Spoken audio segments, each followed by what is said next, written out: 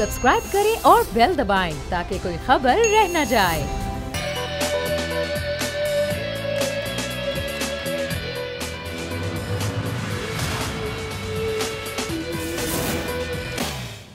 बिलावल भुट्टो साहब का एक खास नुक्ता नजर है और उस नुक्ता नजर से वो पीछे हटने वाले नहीं है, जितने मर्जी नोटिस दे लें। अगर चेयरमैन नैब अपने इख्तियारात को सिलेक्टिवली इस्तेमाल करेंगे कि पीपल्स पार्टी के खिलाफ अगर होगा तो उसमें एक्सट्रीम पे चले जाएंगे, पीटीआई के खिलाफ होगा तो उस पर वो सो जाएंगे, इस तरह की चीजें होंगी तो हम उसको बेनकाब करते रहेंगे। जो अकलियत गंडे हैं, नैब के जरिए हरासा करना, झूठे केसेस बनाना, कानूनों की सख्ती करना, ये जमहूरी दौर के अंदर एक अच्छा तरीका नहीं है और अच्छा प्रेसिडेंट नहीं है। हमें तो पिंडी में यही तारीख ने सुनाया है कि अगर कोई सियासतदान सिंध से आ गया है तो उसको लाश निकल के वो वापस ले जाते हैं। हमने अयूबी आमरीत का मुकाबला किया, हमने इसी आमरीत का मुकाबला किया, हमने मुशर्रफ की आमरीत का मुकाबला किया, हम इस कठपुतली हुकूमत का भी मुकाबला करेंगे। 3 वजीरों को फौरन वफाकी कैबिनेट से फारिग किया जाए।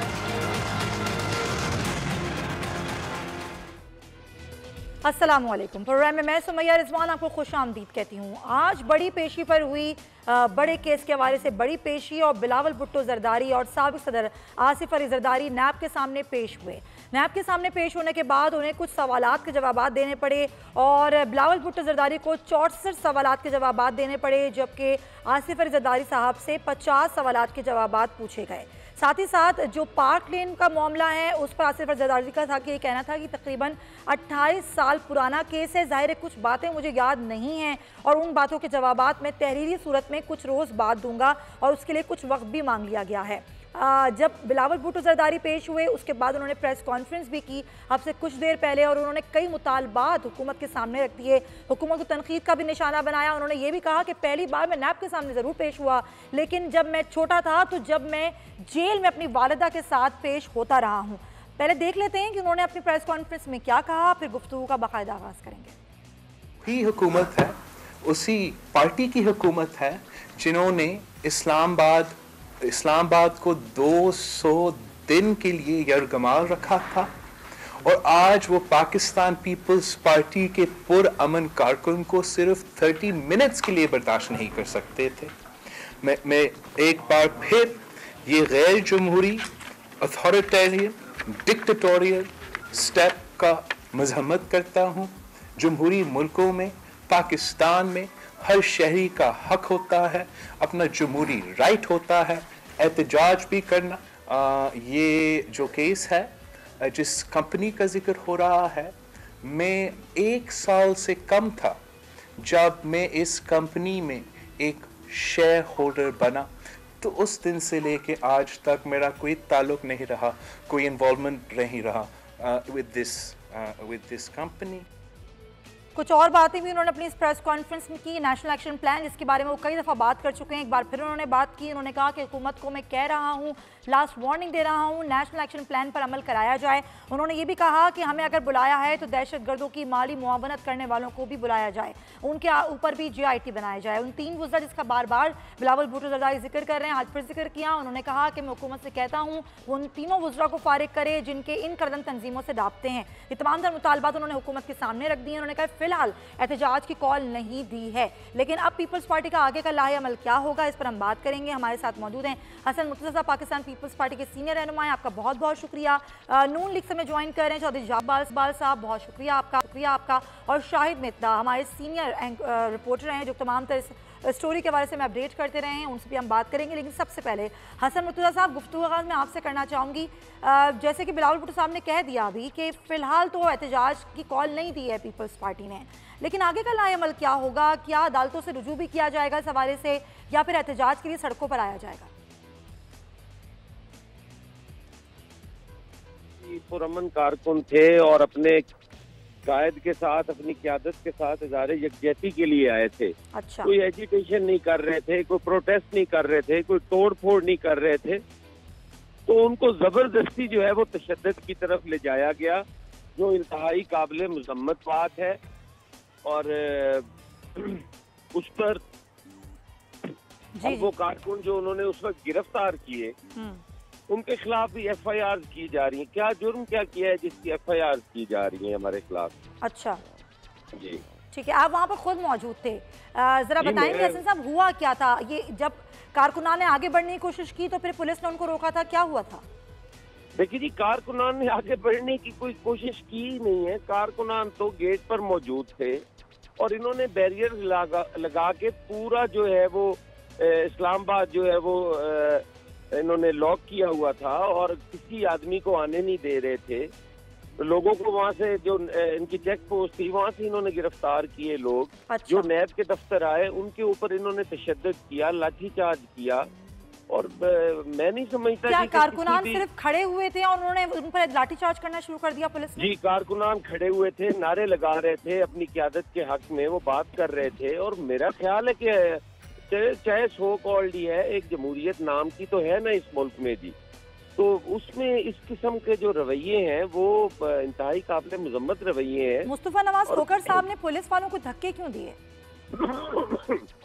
देखें जी, अब अगर पुलिस वाले किसी शरीफ आदमी को, पाकिस्तान के शहरी को, टैक्स पेयर को, अगर वो सड़क के बीच में रुस्वा और बेइज्जत करेंगे तो लामाला वो भी रिएक्ट कर सकता है जी। वो भी तो इंसान है ना। इसका मतलब ये तो नहीं है कि एक वर्दी वाला जो है वो जिसको जो मर्जी कर दे। अच्छा हसन साहब हमारे साथी आप मौजूद रहिए, शाहिद मिथिला से बात कर लेते हैं। शाहिद भाई रिपोर्टिंग करते रहे पूरी सूरत हाल के हवाले से। शाहिद, आपके पास क्या इन्फॉर्मेशन है, क्या हुआ क्या था? क्या पुलिस ने ऐसे ही खड़े हुए कारकुनान पर तशद्दुद शुरू कर दिया था? फिर उसके बाद एक निजी TV का कैमरामैन भी जख्मी हुआ, क्या हुआ क्या आज?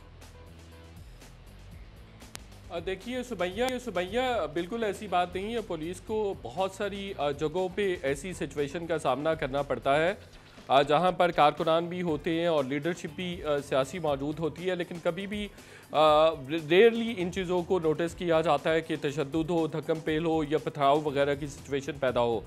तो आज जो है वो पीपल्स पार्टी के कारकुनान ने आगे बढ़ने की कोशिश की थी, आगे जाने की कोशिश की थी। पहली बात तो ये है कि लीडरशिप को चाहिए कि इस तरह की कॉल ही ना दें कि तमाम जो है लोग, तमाम कारकुनान जो है वो किसी नैब के ऑफिस के सामने जमा हो या किसी कोर्ट के आगे जमा हो। लेकिन अगर ये कॉल दी जाती है तो उसमें ये भी कॉल देने का हिस्सा होना चाहिए कि तमाम कारकुनान जो है वो पुरअमन रहे। लेकिन आज जो है वो पीपल्स पार्टी के कारकुनान की जानिब से अच्छा खासा एग्रेशन देखने में आया। उन्होंने नैब ऑफिस के सामने जाने की कोशिश की, जबकि पुलिस ने कार्डन ऑफ किया हुआ था पूरा जो रेड जोन है मुख्तलिफ जगहों से। तो एक जो रास्ता था जो नैब के ऑफिस को जाता था जहां पर बिलावल भुट्टो और आसिफ अली जरदारी की पेशी थी, उसको क्रॉस करने की, उस तरफ जाने की कारकुनान ने कोशिश की। उसी असना में जो है वो दोनों जानिब से एग्रेशन आया और उसी इस्लाम में जो है वो लड़ाई झगड़े की सिचुएशन पैदा हुई और पथराव भी किया गया कि अगर कारकुनान आगे बढ़ेंगे या फिर गेट तक पहुंचने की कोशिश करेंगे तो क्या फिर उन पर लाठीचार्ज किया जाएगा? क्या हिदायत क्या दी गई थी? देखिए, लाठीचार्ज तो आज भी उस तरह से नहीं किया गया जिस तरह से माजी में देखने में आता रहा है। आज भी पीपल्स पार्टी के जो कारकुनान थे वो कभी पुलिस की गाड़ी के आगे खड़े हो जाते थे, उन्होंने रोकने की कोशिश की, और कभी बिलावल भुट्टो की जरदारी को उन्होंने आगे नहीं बढ़ने दिया।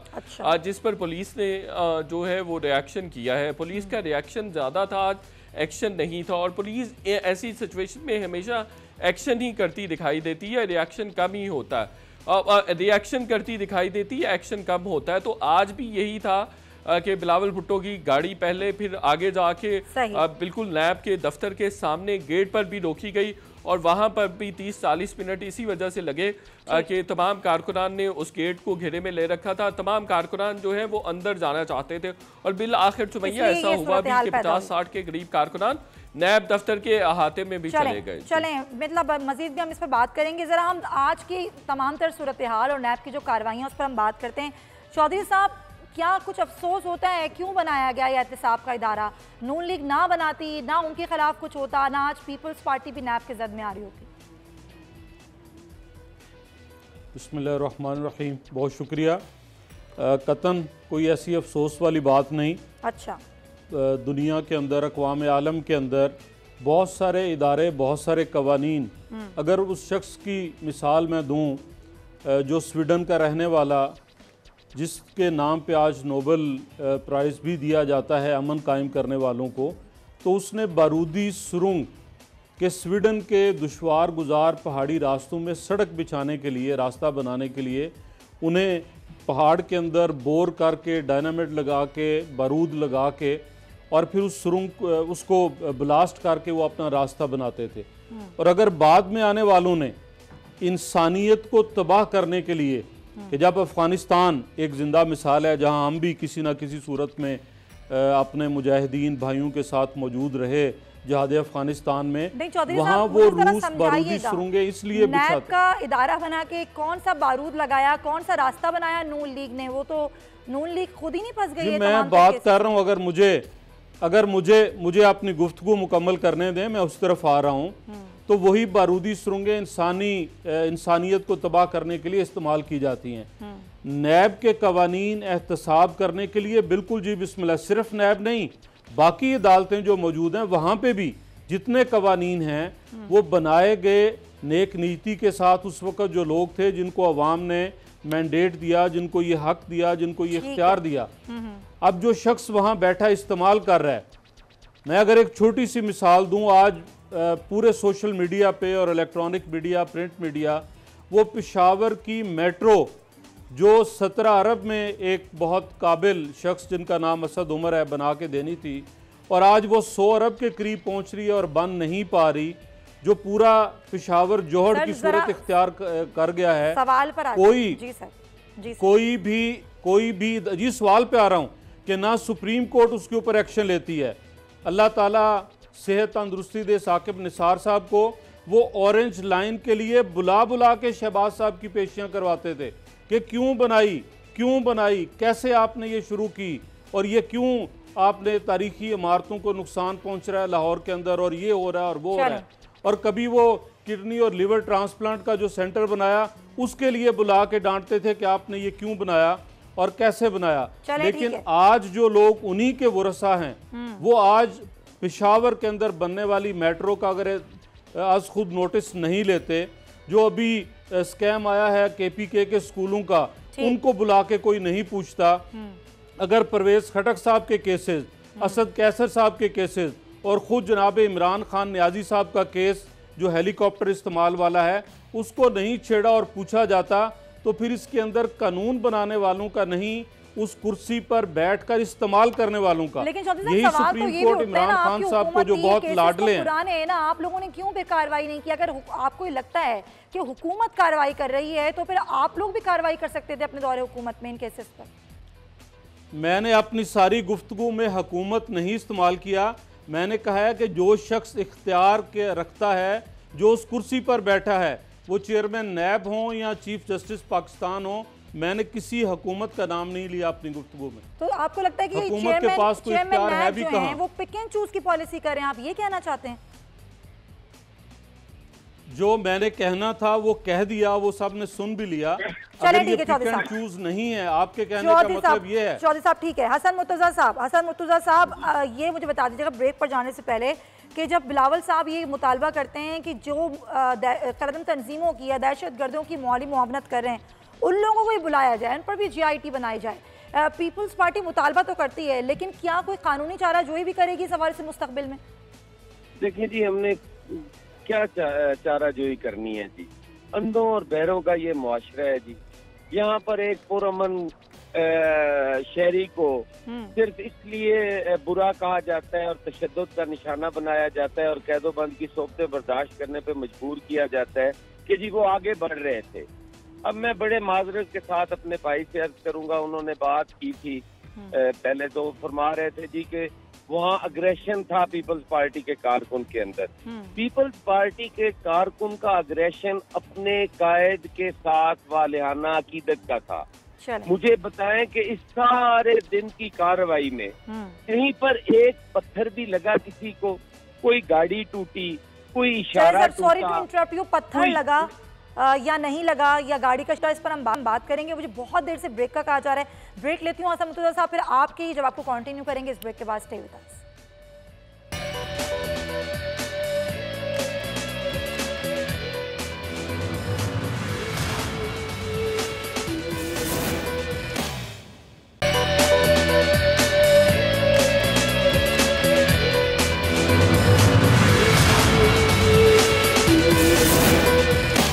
Welcome back to the show. और ब्रेक से पहले हसन मुर्तज़ा साहब ये कह रहे थे कि वहाँ पर ना ही कोई शीशा तोड़ा, ना ही किसी गाड़ी को नुकसान पहुँचाया। वहाँ पर कारकुनान से अपने कायद से यकजहती के लिए जमा हुए थे और किसी किस्म की कोई वॉयलेंस फैलाने की कोशिश नहीं की। लेकिन शायद आपकी बात से भी डिनाई किया हसन साहब ने। वो ये कहते हैं कि ये बात गलत है कि वहाँ पर किसी किस्म का कोई ऐसा एहतजाज करने की कोशिश की कारकुनान ने कि उनको पुलिस वालों ने लाठी चार्ज का सामना करना पड़ा और पुलिस वालों ने वो तशद्दुद का निशाना बनाया। लेकिन आप जो रिपोर्ट कर रहे हैं वो बिल्कुल मुख्तलिफ है। आप कह रहे हैं कि वहाँ पर कारकुनान ने आगे बढ़ने की कोशिश की और उस दरवाजे तक पहुँचने की कोशिश की जहाँ दाखिल होना था जरदारी साहब को और बिलावल साहब को। जी सुमैया, बिल्कुल ना सिर्फ मैंने रिपोर्ट किया है बल्कि तमाम मीडिया चैनल्स ने इसको रिपोर्ट किया है। आपके पास फुटेज भी मौजूद है।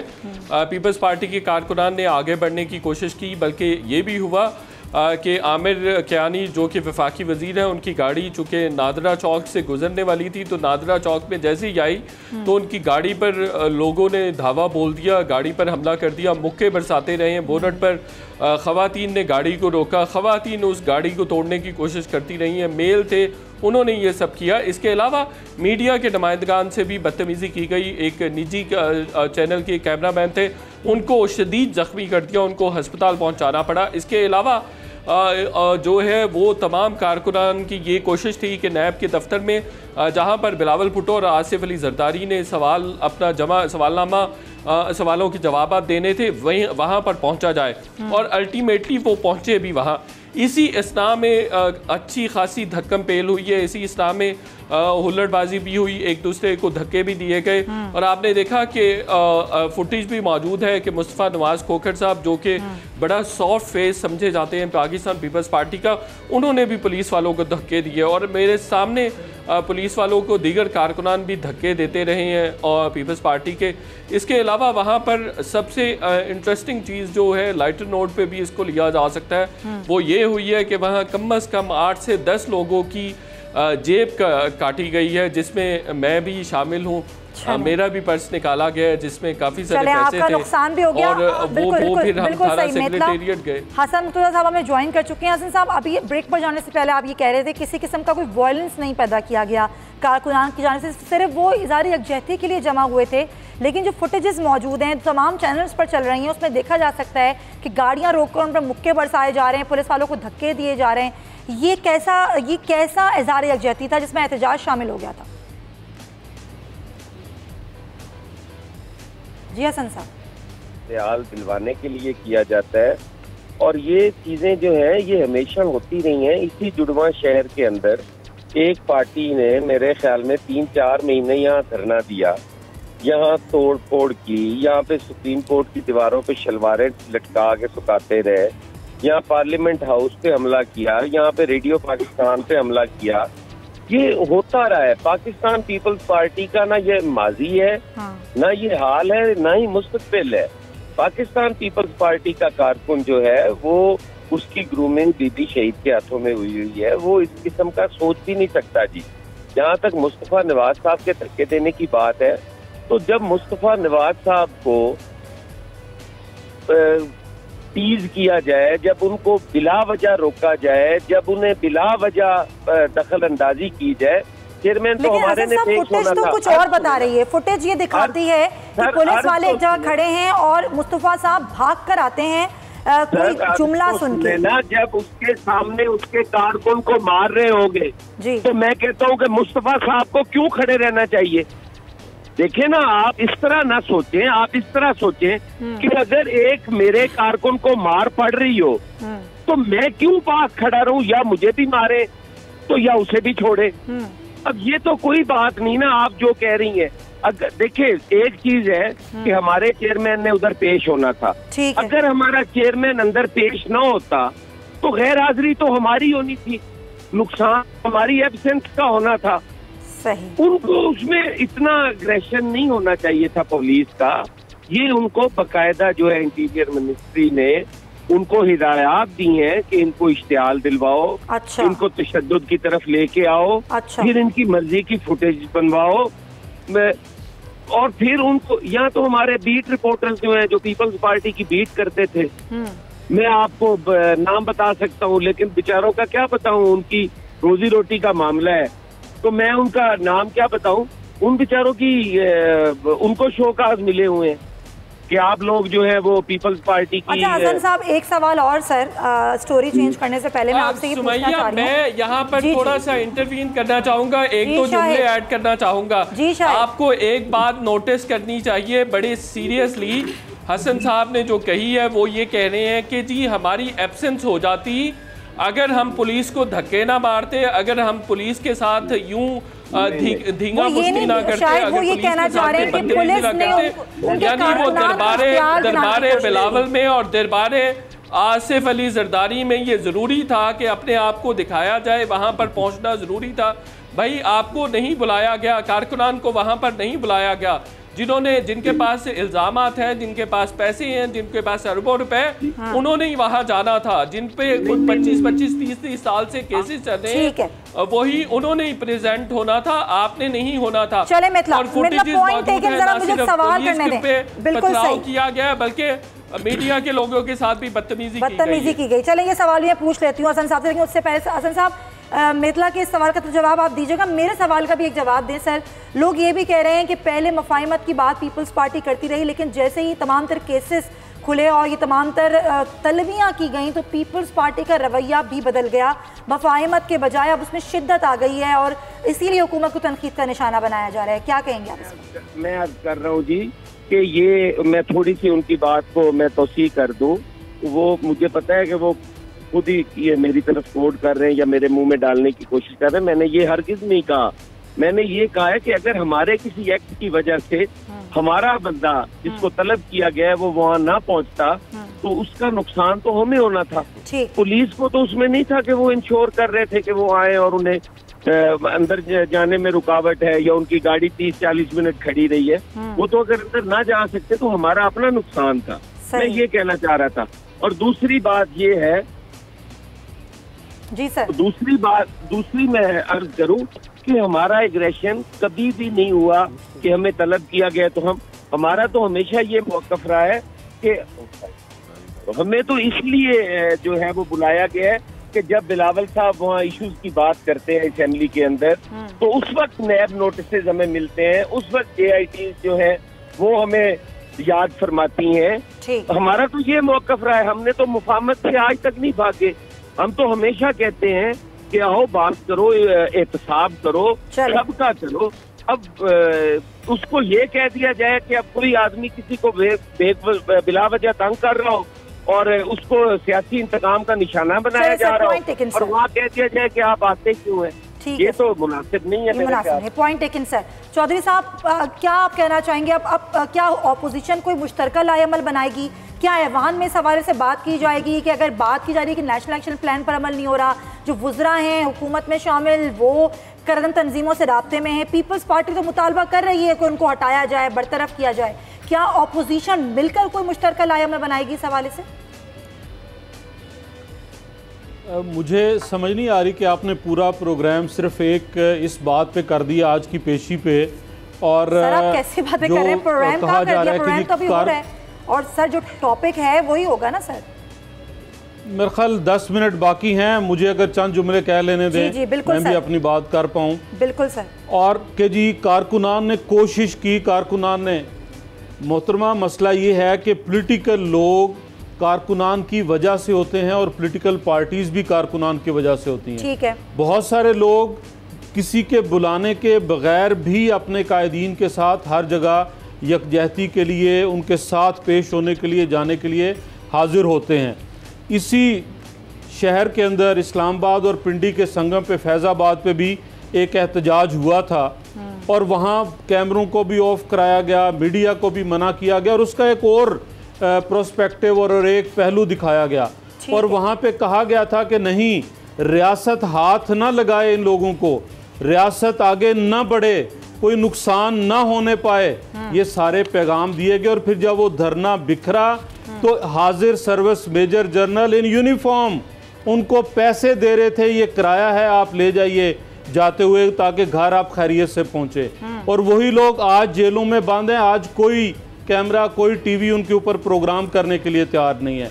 इसी तरह एक एहतजाज यहाँ कौमी असम्बली के सामने हुआ था और उस वक़्त क्या कुछ नहीं हुआ, उस वक़्त इमरान खान साहब जो आज वज़ीर आज़म है वो क्या कहते थे कि पुलिस वज़ीर आज़म और हुकूमत की बात ना माने, और आज अगर इतने सीखपा हैं या और उनकी गैर हाज़िरी इस प्रोग्राम में भी बता रही है कि PTI का कोई नुमाइंदा नहीं आया अपना मौक़िफ़ देने के लिए, कि आखिर वजारत दाखिला को क्या ज़रूरत पड़ी तशद्दुद करने की, कारकुनान पे लाठी चार्ज करने की, उन्हें रोकने की, या ये हुकूमत जो अपने आप को सियासी कहती है वो पॉलिटिकली मैनेज क्यों नहीं कर सकी कि लोगों को दूर रखा जाता, एक हद तक रखा जाता और उससे इस तरह के तशद्दुद की तरफ जो है वो ना लेके जाते। बिल्कुल सही,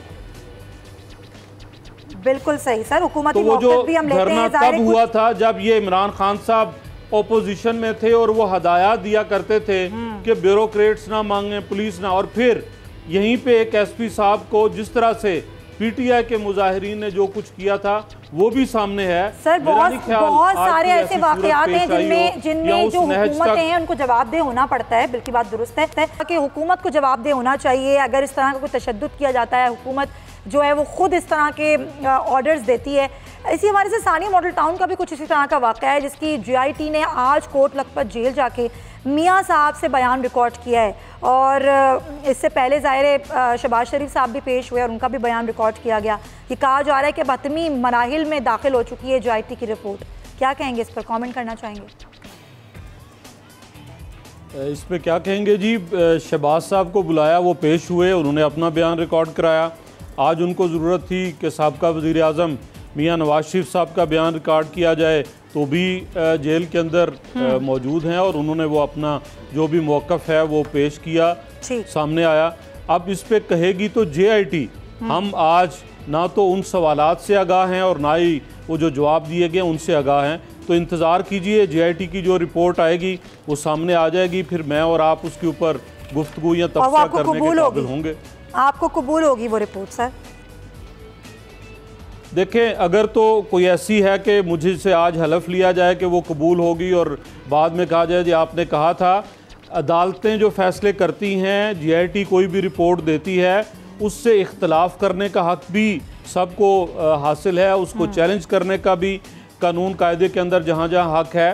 जहाँ हमें उन रिपोर्ट्स को चैलेंज करना पड़ा, जहाँ अदालत के अंदर अपील लेनी पड़ी, कोई ऐसा मौका आया तो वो हमारा ही नहीं, हर पाकिस्तानी या हर वो शहरी जो किसी अदालत या किसी कमेटी के सामने पेश हो, वो उसका हक है और वो इस्तेमाल करता है। बहुत बहुत शुक्रिया चौधरी जाफर इकबाल साहब आपका प्रोग्राम में वक्त देने के लिए। शाहिद मितला आपका भी बहुत शुक्रिया। हसन मुर्तज़ा साहब आपका भी बहुत शुक्रिया, प्रोग्राम में आपने वक्त दिया। प्रोग्राम के आखिर में ज़रा हम सिंध हुकूमत की जो फुर्तियाँ हैं और जो सिंध असम्बली की कार्रवाइयाँ हैं उसके बाद से बात कर रहे थे। असम्बली की पब्लिक अकाउंट्स कमेटी का जी मामला, और उसमें फाइनेंस कमेटी की नोटिफिकेशन जारी किए गए, 20 स्टैंडिंग कमेटियों की नोटिफिकेशन जारी किए गए। जिस तरह हमने आपको पहले बताया था कि इन इलेक्शंस का बाइकआउट किया गया, लेकिन 20 स्टैंडिंग कमेटी की नोटिफिकेशन जारी किए गए जिसमें 3 नाम सामने आए जी। करप्शन के इल्ज़ामात में गिरफ्तार शर्जील इनाम मेमन का नाम सामने आया कि उन्हें PSC का रुकन मुंतखब किया गया। गो कि अब से कुछ देर पहले उन्होंने इस्तीफ़ा दे दिया, लेकिन अभी तक जो मेगा मनी लॉन्ड्रिंग में फरियाल तारपुर साहिबा का नाम शामिल है, उनको भी सूबाई एहतसाब कमेटी की रुकन मुंतखब किया गया। और आगा सिराज दुरानी, जिनमें आमदन से ज़्यादा असासे बनाने के हवाले से जो केस चल रहा है, उनको भी तमाम तर जो है वो एहतसाब कमेटी का रुकन भी मुंतखब किया गया है। उनको हाउस फाइनेंस कमेटी का ये बिला मुकाबला चेयरमैन मुंतखब किया गया। सवाल से हम बात करेंगे, हमारे साथ स्टूडियोस में मौजूद हैं हमारे सीनियर रिपोर्टर हैं शाहिद जतोई साहब। जतोई साहब, ये क्या हो रहा है? ये तो बिल्कुल अंधा राज चल रहा है। देखें जी, ये मेंबर जो होता है सूबाई असम्बली का, उसका ये हक़ है कि वो किसी भी कमेटी का मेंबर बन सकता है, स्टैंडिंग कमेटी का भी, पब्लिक अकाउंट्स कमेटी का भी। मरकज़ में भी शहबाज शरीफ साहब जो हैं चेयरमैन हैं पब्लिक अकाउंट्स कमेटी के कौमी असम्बली की, और वो जेल से आते हैं, सदारत करते हैं। मेंबर जब तक मेंबर है, जब तक वो डिस्क्वालीफाई नहीं होता, कन्विक्ट नहीं होता, तब तक उस पर एतराज़ नहीं किया जा सकता कि वो किस कमेटी का मेंबर है या नहीं, जब तक कि उससे सज़ा ना हो या डिस्क्वालीफाई ना हो। जब तक वो मेंबर है, वो अहल है कमेटी का मेंबर बनने का। लेकिन जो अभी जो इस्तीफ़ा दिया है उसने, शर्जील इनाम मेमन ने, इससे ख़ुद लगता है कि उन्होंने फ़ैसला ही गलत किया था। उन्होंने ये एतराफ़ किया कि ये फ़ैसला ही गलत था। जब ये परसों ये प्रपोजल्स फ़ाइल की जा रही थी पब्लिक अकाउंट्स कमेटी और स्टैंडिंग कमेटियों की इलेक्शन के लिए, तो उन्हें ये फ़ैसला करना ही नहीं चाहिए था। जब उन्होंने ये खुद महसूस किया कि उन पर नैब के केसेस चल रहे हैं और वो सबसे बाख्तियार इदारे का एहतसाब के सबसे बाख्तियार इदारे के मेंबर नहीं बन सकते हैं, वो अपने फ़रज़ अंजाम नहीं दे सकते हैं। हाँ। तो उन्हें उसी वक्त ही ये प्रपोजल कह रहे हैं कि उनको अपनी गलती का एहसास हुआ। ना सिर्फ ये कि जब अपोजिशन बाइकआउट कर रही है उसके बावजूद आप जो हैं वो 20 कमेटियों के नाम सामने दे देते हैं, तो क्या आपको लग रहा है कि मामला यहाँ पर भी एक तरह से तातुल का शिकार रहेगा, यहाँ पर डेडलॉक बरकरार रहेगा? जो कमेटियों का नोटिफिकेशन जारी किया गया है उसमें अपोजिशन का कोई नहीं है। अपोजिशन की दो पार्टी MMAs और तहरीक लब्बैक पाकिस्तान के मेंबर जो हैं इसमें शामिल हैं।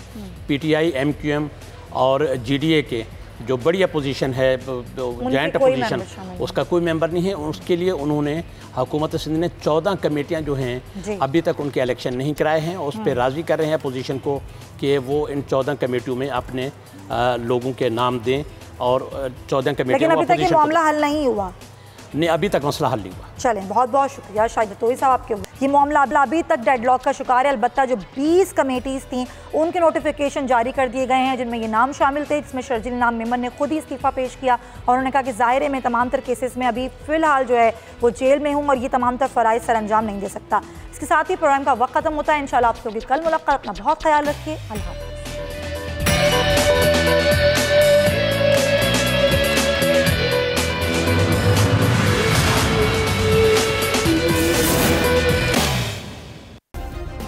सब्सक्राइब करें और बेल दबाएं ताकि कोई खबर रह न जाए।